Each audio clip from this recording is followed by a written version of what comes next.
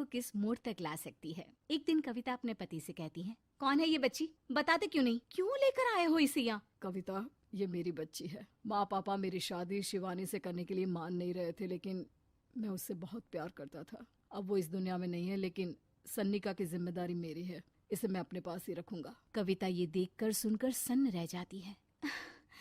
कैसी बात कर रहे हैं आप, लोग क्या कहेंगे, मैं कैसे इस बच्चे के साथ जीवन चलाऊंगी? देखिए, इसे देखकर मुझे टेंशन हो रही है।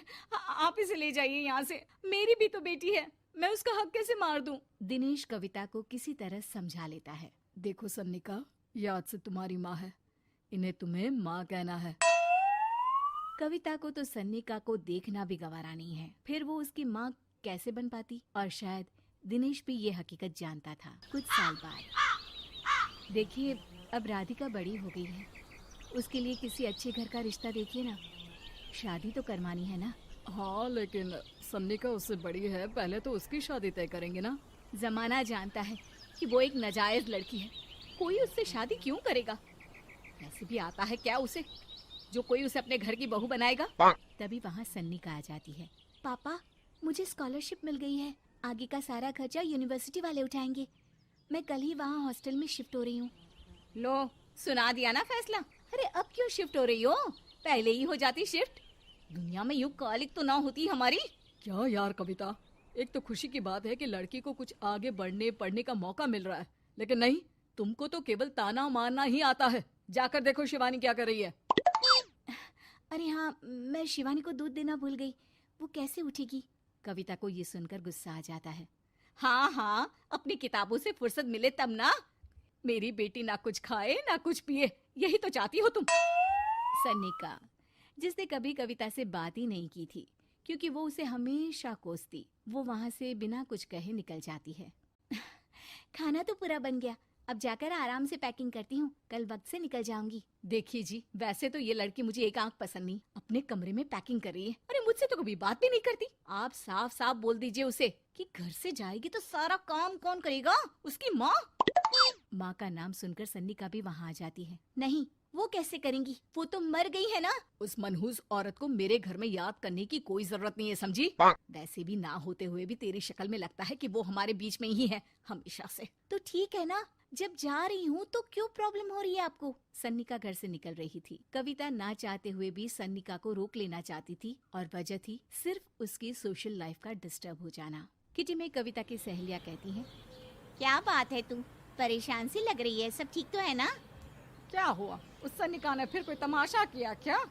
अरे नहीं नहीं, चली गई, वो तो ऑक्सफोर्ड की कोई एनजीओ है, उसकी स्कॉलरशिप मिली है। मेरा भाई बता रहा था कि उसका तो फ्यूचर ब्राइट है।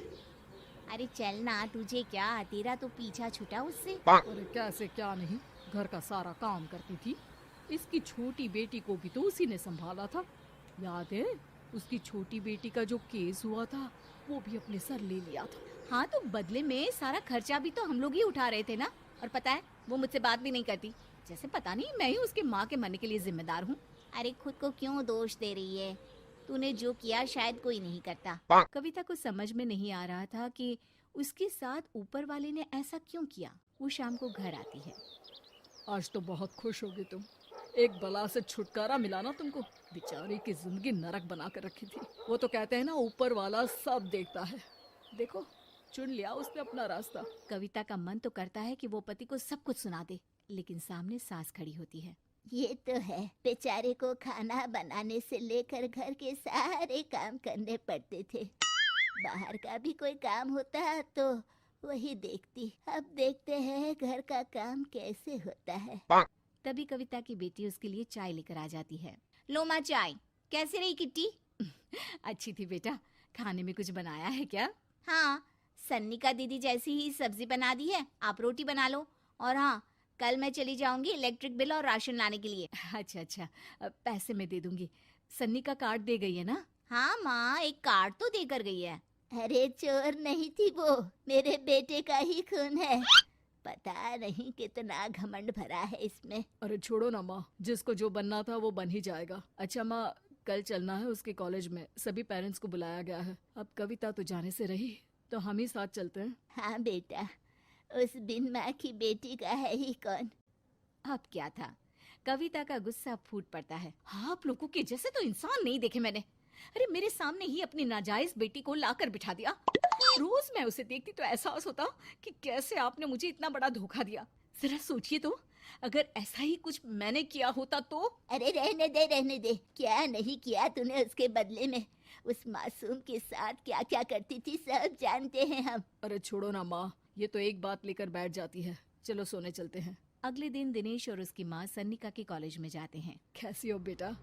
मेरा नाम रोशन करना। जरूर पापा। ये ले बेटा, पैसे रख ले। नहीं, वो कविता ने काट दिया है। अरे बेटा, वो माँ है तुम्हारी, उसका नाम क्यों लेती हो? अरे हटाओ भी, क्या ही क्या है उसने इसके लिए, क्यों माँ बोले। तभी वहाँ सन्निका की टीचर आ जाती हैं। सन्निका की माँ नहीं आई? जी नहीं, वो घर में बेटी है ना, सबका एक साथ आना तो मुमकिन नहीं था। तो उन्हें भेज देते। हम सभी उनसे मिलना चाहते हैं, मानना पड़ेगा। बहुत अच्छी तरह से पाला है उन्होंने अपनी बेटी को। क्या घर का काम, क्या बाहर का। कॉन्फिडेंस तो कूट कूट कर भरा है। पैसे रुपये के लिए भी इसे किसी का मुंह नहीं देखना पड़ता। स्कूली शिक्षा भी लाजवाब है। पिता और दादी को एहसास होता है कि जिस कविता के पालन पोषण पर उन्हें हमेशा से शक रहा, वो सन्निका के भविष्य के लिए किसी वरदान जैसा साबित हुआ।